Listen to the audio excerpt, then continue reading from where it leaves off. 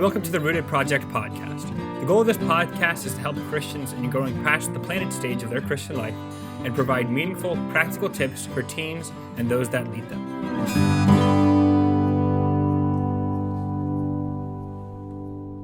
Hello, and welcome to the Rooted Project podcast, episode number 5. It's hard to believe that we're already on 5 episodes of this thing, but it's been a good time. I've enjoyed it, and I hope you have as well. On the podcast today, we have Drew Williquette, a friend of mine from the good old Bob Jones University days. We're going to be talking about children's ministry, something I think is often overlooked and viewed as something that is unimportant in the church today. So, Drew, I'll let you introduce yourself more, and then we'll get right into it. Awesome. Well, thanks for having me on the podcast today. Yeah, no problem. Yeah, so I'm Drew Williquette, and I'm children's pastor at First Baptist Church of Glen Estee, Ohio. So if you don't know where that is, it's in the greater Cincinnati area. And my wife and I started there last June. And so we actually got married in June, on June 1st, and then started there a week later.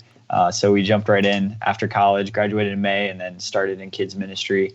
But yeah, so I grew up in Alabama, and then up until I was 18. And then went to Bob Jones University for 4 years, graduated with a Bible degree, and got married and jumped into ministry. Yeah, so we kind of talked about this, but we'll bring it up again. What led you to Ohio exactly? Yeah, so we were praying. We got to our senior year of college, and we were praying about where God would have us, and we started talking to a camp director of the Wilds of New England. His name is Rand Hummel. And we both were youth leaders at a church in South Carolina near Bob Jones at the time. And we were talking with him, and we told him what our hearts were, what our desire was. And that was, at the time, was to do youth ministry like teenagers. And so we were looking ahead at that and looking for churches that had a youth group that needed a youth pastor. And God just did something interesting, because when I gave Rand Hummel our like my portfolio and information and all that, he sent it to this church in Ohio that he said needed a youth pastor. But what I didn't know when he sent it was that they had just gotten a youth pastor and they needed a children's pastor. So that pastor called me up. His name is Brent Snook, and he called me up and said, "Hey, we need a children's pastor, and we're praying about it. Would you be willing to, send in your resume?" Or I guess I'd already sent in my resume. So he said, "Would you be willing to come visit and see what we're all about?" So we talked. We hit it off right away. We talked for a long time on the phone, probably about 3 hours. That first conversation, just connecting, and he was hearing my heart, and I was sharing what our ministry philosophy was and what we were looking at doing, and so he said, "Well, why don't you come up and visit?" So we came up and visited, and then that went well. So we candidated about a month later, and that went well, and the church voted us on. And so we prayed, and God, in that process of visiting the church, God just really changed our heart from feeling like we had to do youth ministry to seeing kids who would be teens pretty soon in the next years, to minister to them instead, and just see the importance of kids ministry. So God just really changed our hearts there, and we fell in love with the kids. And now I'm serving as children's pastor, and we're busy with kids 12 and under. Sounds like a lot of fun. That's a pretty cool story. I like the way you talked about how, God kind of gave you the heart for it, even though it might not have been exactly what you had right away. I can relate to that. Even with our youth group, like I had the heart to work with youth and stuff like that. But then getting the heart for the kids specifically was the part that was interesting to me, because obviously, like, I love working with kids and I like being able to hang out with teenagers, but you never think about the kids like that you specifically have to work with. And so like I remember at the beginning I was like, oh man, what did I get myself into? And now that we're not together and we're not doing stuff, I'm like, oh, I miss these kids. Like I see stuff they do, and I wish that I could like be involved somehow or be able to like actually like be in those situations with them. So like I definitely think it's interesting how God gives you a heart for like where he puts you, and doesn't like make you have the heart before he puts you somewhere. So how do you guys run your children's ministry, and what's the kind of the thought process behind the way that you do it? Yeah, that's good.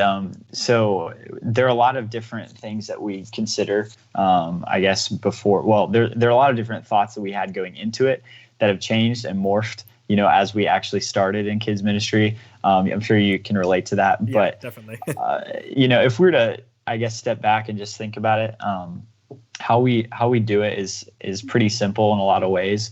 As far as like ministry philosophy, how we reach out to kids and how we relate to kids. One thing that dominates a lot of our thinking, actually a couple things are, one is simply, but not so simply, just the gospel. And just, we want a gospel centered ministry. So, we don't try to, teach kids to behave well or, to sit still and just leave it at that. We want to teach them why to sit still, why to behave, why to respect God and respect his word and all that. So a lot of it is we try to focus on the hearts of the kids, and we want to see them get saved, and we want to see God use the gospel to change their hearts, and that will eventually change their behavior instead of focusing on just their behavior. So that's kind of one piece of it. And then the other piece of it, as far as the ministry, how we do the ministry, one of the ways that we think about it is just, we think about Jesus and what he did. He ministered to people individually. He ministered to people in small groups like his disciples, and he ministered to people in large groups. And so we think about it kind of that way. Like, a lot of our ministry is teaching, these groups of kids, but a lot of our ministry is also like, we do small groups, even in our kids ministry, like in junior church. And we try to have those one-on-one interactions as much as we can. It gets a little challenging because, parents are very involved with the kids at this stage in their lives, but we try to, that's kind of a filter that we filter a lot of the stuff that we do through, individual small groups and then large groups, and just try to encourage the kids and see them interact with God's word.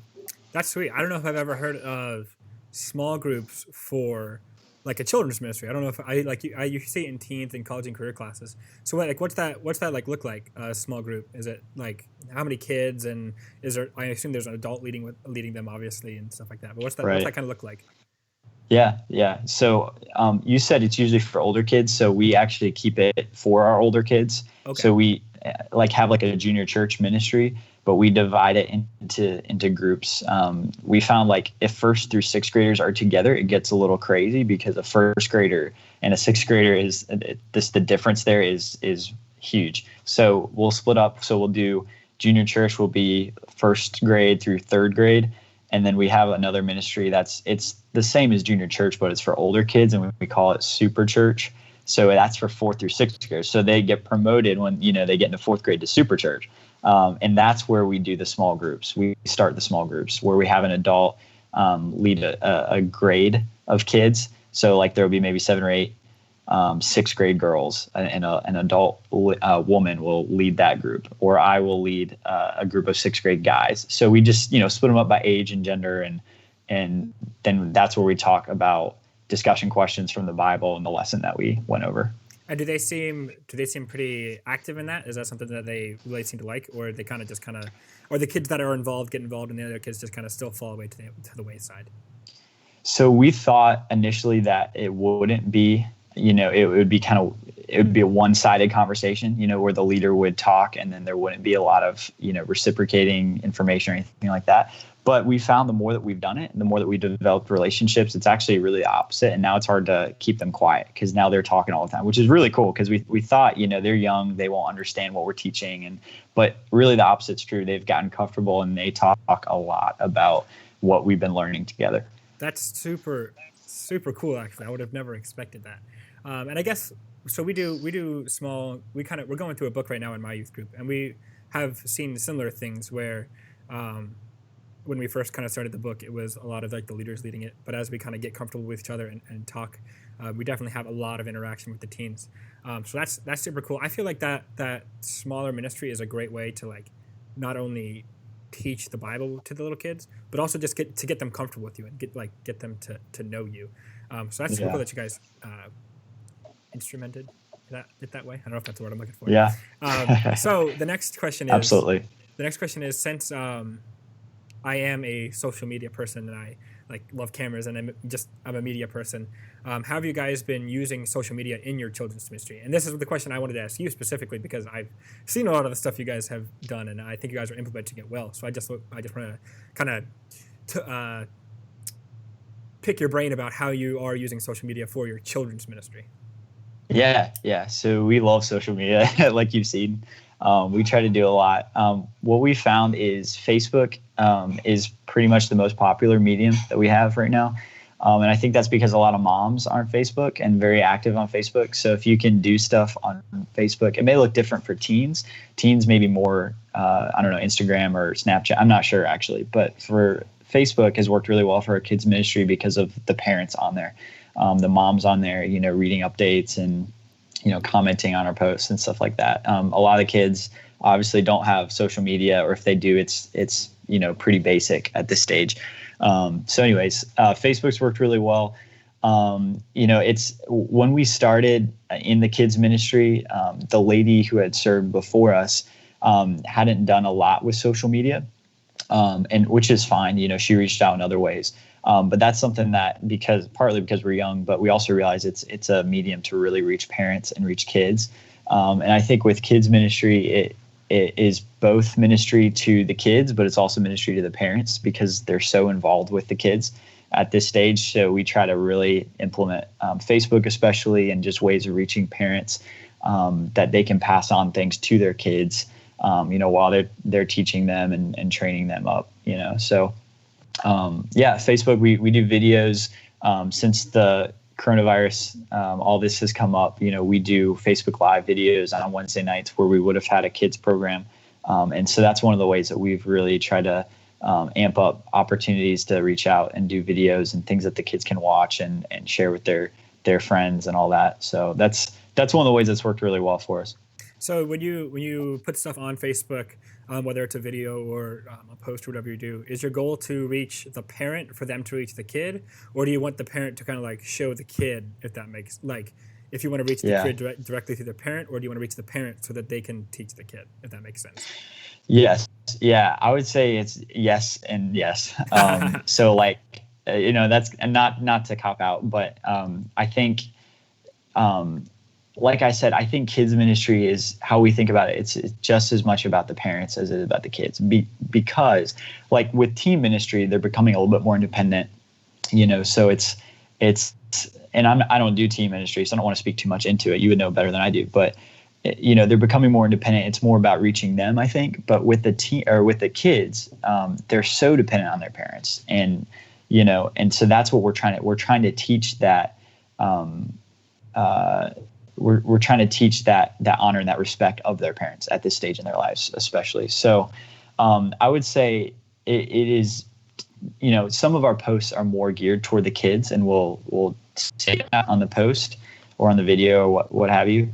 But some of our posts are just for the parents, and they're resources for the parents, because we realize, like you just said, we're reaching them so that they can reach their kids better. So we're encouraging them because they have more interaction with their kids than we do.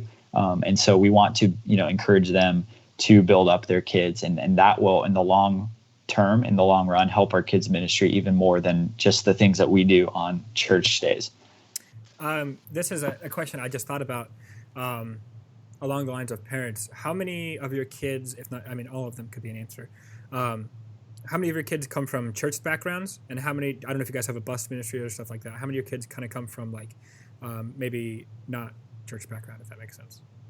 Yeah. A lot of them come from church background, but we have a lot of newly saved families as well.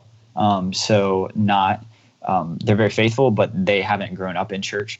So I guess if there's like a percentage, maybe 75-80% are grew up in a church background, either at our church or another church, and they came to our church later. And then maybe like 20% are some newly saved families, which is really exciting. And then they're newer to church. Their kids are newer to church, and they're still kind of learning how to act at church and all that. But we don't have a bus ministry, but there are a lot of newly saved families. Okay, very interesting. And so I guess along the lines of that and social media, kind of like together, is your Facebook something you push a lot, or is it something that you just kind of post on, and then if people see it, they see it? Or do you constantly tell your kids like, hey, go tell your parents to check Facebook to see like what's happening this week? Or like, is it something you hand out like, oh, check the Facebook page so you can see what's happening? Or do you just post about it and then let them find it by themselves? Yeah. Initially we really posted and we talk about it a lot, and we share it a lot, like in church, slides that, go through, before the service or whatever in the bulletin.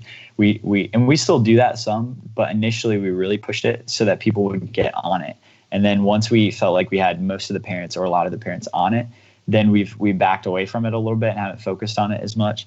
But we try to get the parents on it and then just kind of leave it. And then those who are on it can see the posts that we promote and all that. I forget what your other question. I think there was another part of that question that I missed, but I think that I feel like you answered it good enough for me. Okay. So what are some creative ways that people in church can be involved in their church's children ministry? Yeah. I don't know if this is as much creative, but a big one that most churches do, and that I think everyone should be involved in at least a little bit, or at least some years, is VBS, because it's such an important. I believe it's such an important ministry, and it's one where it's one of those few kids ministries, I think, where everyone can have a part in it. Like, there are opportunities for everyone, whether it's snacks or games or teaching or being a group leader or whatever it is. So it's one of those where it's like, man, if you don't do anything else in kids ministry, if your church does a VBS, try to get involved, do it at least once. But then, another thing that I was thinking about while I was reading your questions before this podcast was, we say that we try to encourage people to get involved in kids ministry, but also, pretty much everyone is already involved in kids ministry in some way, because there are a lot of parents. If you're not a parent, you might be a grandparent, or you have a niece or nephew, or, so there's opportunities everywhere to get involved in kids ministry, and you have some sort of influence on kids. Maybe you're a coach or, whatever it is. Get involved at your church, wherever you are. Kids ministry is super important, but also remember, to encourage and help the kids who are directly around you, like your kids or niece or nephew or whatever. And there are a lot of opportunities to serve kids there.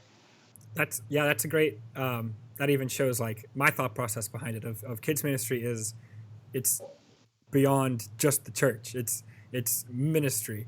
Because I know that's how I was thinking about it, as like just like a ministry in the church. But that's a great point, that like you don't have to be in church to be a part of kids ministry. You can be helping in other ways. So me being a youth guy and working at camp and then with my teens, what are some ways that teens specifically can either stay in touch or be involved with, or an encouragement to children's ministry specifically? Yeah, I mentioned VBS. That's one of the big things that we do that involve teens into ministry to kids. So if your church does a VBS program, there are like opportunities in the skit that they do at VBS, or being a group leader that I think teens can get involved in. We do activities for kids that teens can be a part of as well. We had an activity a couple months ago before this pandemic came about, but we had mostly helpers that were teens, and they wanted to get involved, and so we plugged them in. And it's neat because it's like an older brother, older sister type of opportunity that they have, that if these are healthy, godly teens who are wanting to serve kids, these kids see those teens and say, hey, there's a model, someone that I can, they have their parents, of course, but sometimes it's helpful to have someone just a few years older than you that you can look up, who was just in your shoes, that can, encourage those kids to grow up and love the Lord and serve God and all that.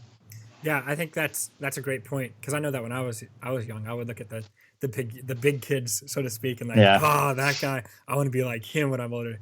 And I think that's probably the aspect of my teen ministry that I would like to start adding on, is like not just ministering to the teens, but having the teens minister to people that they can. So that's why I was curious about that question. I think VBS is a huge way to be a help, because I feel like churches are always looking for extra helpers when it comes to VBS. So the next question, which is the big one, is how is the coronavirus affecting your children's ministry? Yeah, I think it's taught us a lot about creativity. We have to be really creative, because it's creativity and learning the tech that we have and the resources that we have, and then knowing how to best use those tech resources to reach kids and parents. So it's taught us a lot about creativity. We do a Facebook Live on every Wednesday night that takes the place of our kids programs. And you cannot duplicate your kids programs through tech. You just can't. we've learned that, it's got to look different and it's got to be different. We can't do all the same stuff that we could have done before. So we've really had to learn in preparation for those Wednesday night, videos and that we're trying to get kids and parents to tune into. We've really learned we have to be creative and we have to think outside the box and do things that work with the resources that we have. Like for example, we're videoing a Wednesday night program. What are the things that we can do? This is how we're thinking. What are the things we can do to help kids learn the Bible, but that are fun and creative? You can't just sit there and look at the screen and just talk. That doesn't work for kids. They're going to lose. You're gonna lose their attention real fast. So we've had to really learn creativity, and we've been doing some Bible trivia, and I'm trying to think of some of the other things that we've done. I've been writing on a whiteboard, drawing pictures to visualize certain Bible passages, just trying to get creative, so it's not boring for them, and we're interacting with them in a fresh and exciting way. Yeah, I think that's encouraging to hear that you're trying to adapt your ministry, because I think there are a lot of ministries that are just kind of like throwing what they already do at a screen, basically. And while maybe what you were doing beforehand was not wrong, it's a different medium. It is different, and we have to be able to adapt and to change. And obviously, I'm not saying like change what you're preaching. Like if you're preaching the Word of God, then that's what's important. And like that's the glue that holds it all together. But the way that you go about it should probably be different when our time is different. So that's encouraging that you're trying to figure out creative ways to change and to keep attention. Because I think that's the other big thing. Is like as soon as kids get on a screen, it's like the world is just a different place. And like it's super hard to keep the attention honed in. And they're used to watching movies and TV shows that have all those exciting aspects. And so if they're getting that and then they, watch a video where it's us talking into a screen monotone, no one wants to hear that. They especially don't want to hear that. So you got to be creative for sure. Yeah, makes sense. Kind of along those lines, what is one specific thing you would want to tell to the kids in your ministry right now? I think obviously to trust God. I mean, that's kind of a no-brainer. But also just learn how to trust God when something doesn't make sense. Like a lot of the stuff that's going on right now doesn't make sense to us, but this isn't the first, I don't want to say pandemic. This isn't the first scary world situation that's going to happen in their lifetime. So if this is the first one for them, it's going to happen. Something else is going to happen again. And so just encouraging them to even start now to have a habit of going to God and trusting Him, of being faithful in reading the Word and in praying, talking to God, so that when something like this happens again, and even when something like this isn't happening, that they're learning to actively put their trust and dependence on God and to know how to do that, by just changing how they think and reading the Bible and just not worrying. So a big thing for them too is if their parents are modeling this well, that will help a lot. If their parents aren't, if they're, freaking out and not trusting God and worrying about everything and painting a bleak picture for them and not, finding a good balance of trusting in God, but also being realistic, then it'll probably be harder for the kids. But if their parents are doing this well, that definitely helps a lot. How would you encourage someone to be willing to take part in youth ministry? I know that we kind of talked about this at the beginning with where your heart was with like youth and teens, and then God kind of moved your heart into children's ministry. So how would you encourage someone to be willing to take part in children's ministry? I think just to do it. You don't know that you love it if you don't do it. You don't know that God could direct you into serving in kids ministry if you don't do it. So I would encourage everyone to just take a step. I joke tongue in cheek with people that kids ministry is the most important ministry, and they don't always like to hear that. But I say that tongue in cheek, but some of it I think is true. I mean, we're training up a new generation that's going to carry the banner of our faith. So, and if we don't do that well, if we don't pass along our faith, Deuteronomy talks about that.